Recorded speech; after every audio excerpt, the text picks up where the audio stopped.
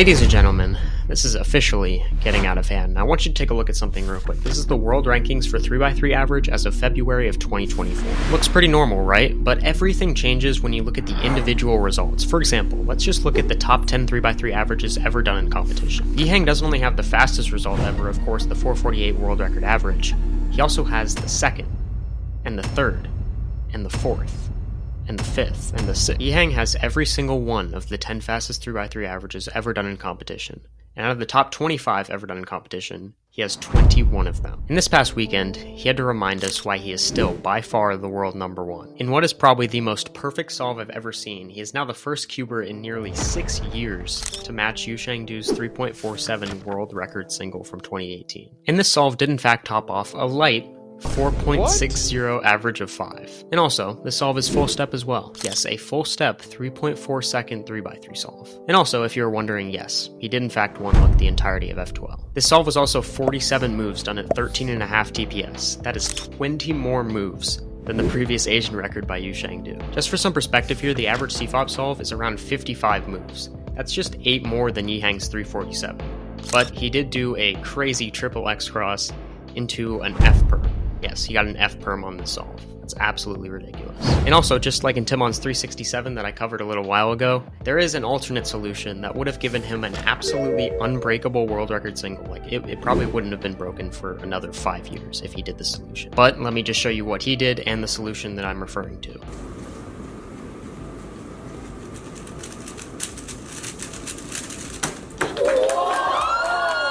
Scramble will be on screen now and in the description. Alright, so Yiheng of course does the solve on white cross, and his cross pieces are here, here, here, and here. And we can immediately notice that 3 of his 4 cross edges are actually connected to their corresponding corners. So we can see these nice little blocks right here. And the main idea of the solve is that he can start out with F, D, F, D, F. And that'll end up forming this huge block right here. So it's pretty easy to see in inspection, but to actually finish off the double X cross itself, he tracks this edge, which doesn't move and it's already solved. And then we're also going to need to track this blue-red edge here at the back. And we need to solve this right here. And the convenient thing about starting the solve with those 6 moves is that it actually ends up solving this edge as well. So if you do all of these moves, this edge just moves down here, and then on the final F move, it's solved into its place. But Yiheng actually takes it a step further and plans a triple X cross by doing the solution that I just mentioned. And then for the final edge, you can actually notice that this green-red edge that we need to solve right into here is going to come down right in front of us at the bottom. And to solve this edge in while not disrupting this corner, all you need to do is the basic solution of going like this, and this also solves this edge in. And then during all of this, he's tracking this pair as well, which is not touched during the entire solution. And because Yiheng can see this final pair so easily, he ends up doing the most optimal solution, which from the back, when he inserts this edge, right, he's in home grip. So a very important thing you can notice here is that he's inserting this edge while in home grip. And that basically means that this pair's solution is going to change depending on that. So he stays in this grip, and he knows that he can just take this pair out like this. So with a push move with his left index finger. And that's just the most optimal solution to take out this pair instead of rotating and then inserting it. So instead of doing that, you can just take out this pair and then do a wide D move and insert it, and he sees all of this in inspection, so that's why the solve flowed so well. And then he probably had a really good look ahead into the OLO, of course, which is just done like this with the S move, and then finally an F perm for PLO, which is just pretty crazy.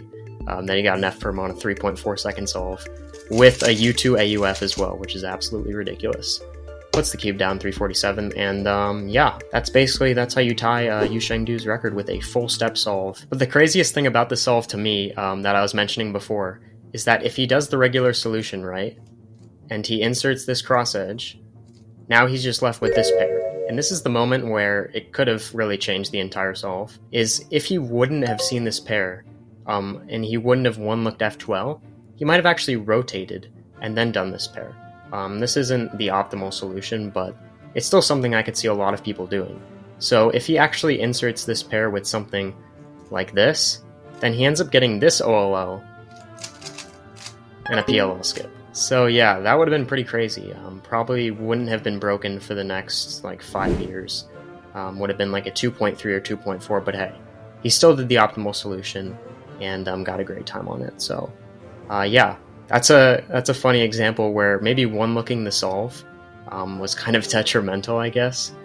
But yeah, he still did the best solution and got a 347. So he one-looked F2L, which was done in a staggering 1.7 seconds, and then just zoomed through the entire rest of the solve without a single lockup or pause in sight. And if he did the solution that, while less ergonomic, I could actually see a lot of people using that in the solve. But if he did that, he probably would have gotten around a 2.3 or a 2.4, absolutely smashing through the sub 3 barrier. But guess what? That didn't happen, and however much we would have wished that it did or didn't, it didn't happen, and he still did insert the pair in the most optimal way and still got a crazy time with it. So we can look at these what if situations all we want, but you want to know what isn't a what if situation? The fact that Yiheng Wang has 19 sub 5 averages. I seriously think we need to start recognizing just how good this kid is at cubing. Do you know how difficult just one sub 5 average alone in competition is? It takes a different level, like far past anything on like the world-class level. It's honestly getting to the point where I'm almost putting Yiheng in the same category as someone like Felix in the early to mid 2010s.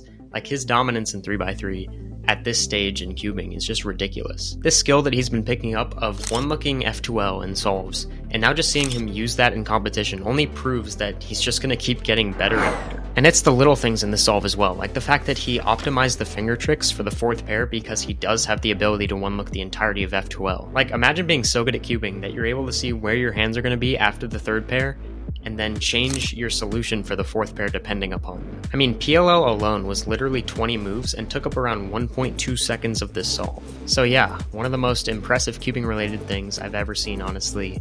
And speaking of impressive, you know what else is impressive? The fact that we had so many camera angles for this solve. Like, I haven't seen this many camera angles on a high profile solve in such a long time, and it's so great to see. Of course, credit will be in the description where it is due. So yeah, thank you to all those people for just the great coverage on this solve. And also, speaking of impressive, you know what else is impressive? The fact that someone not named Max Park has actually gotten the 6x6 world record mean. Because Nam just got a 106. And if anything, this should probably just tell us that Asia is going to take all of our records in the coming years, and it's just going to be Yiheng and Nam instead of Max and Max. But yeah, subscribe if you want, because we are going to be witnessing firsthand the absolute destruction that Yiheng is going to cause upon cubing in the coming years, along with the 6-year-olds, and the 5-year-olds, and the 4-year-olds. If you don't get the memo, this is supposed to be the daily reminder, so yeah. You can watch this video up here, you can subscribe up here, and yeah, that's about it. See ya.